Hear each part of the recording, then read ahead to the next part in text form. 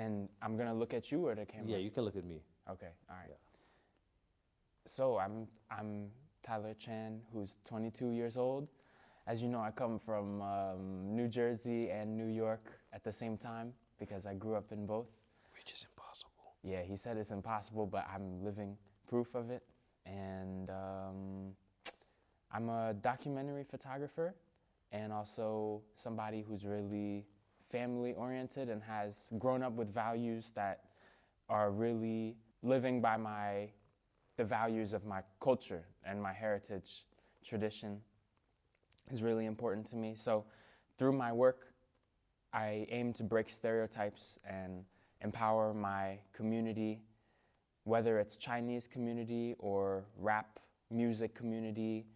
These are all closed communities that I think the main audience doesn't always have an impression of or didn't ever meet anybody from there. So my goal is to represent them in a way that is seeing the beauty in everybody also and getting further understanding. That's my work.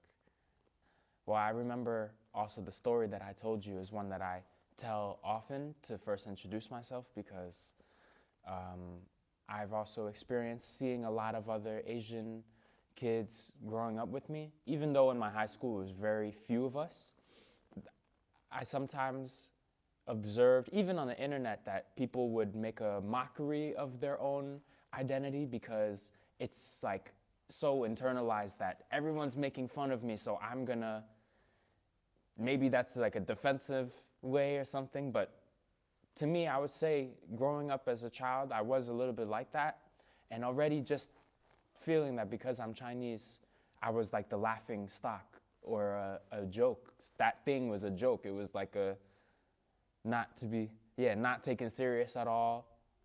But as time went on also, and I was becoming a young teenager, something I needed to click with myself because I'm so raised being close with my heritage and culture's values is when I learned more to embrace things like speaking Chinese on the phone loud while I'm at school, or bringing my food that smells different from everybody's to school.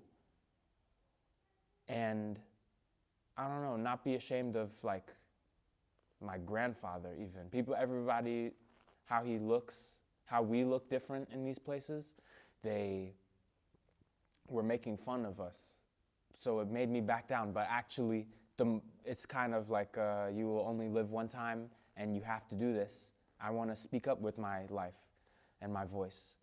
So that's what I kind of been doing since I was a teenager now. I also have an urgency with my career and what I want to do because I need to prove that this is a possibility also. For me as 22-year-old, or next year I'll be graduated, I need to prove to say like my family and also myself that I'm gonna work, not only work hard enough, but be putting myself in the right positions as best I can so that I can further connect with these communities and make the work I want to last in history forever.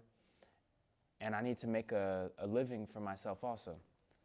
Maybe that's the harsh reality and something that's not pretty for the interview, but I also need to begin next year. I'm not a student anymore. First time in my life next year. I won't be in school.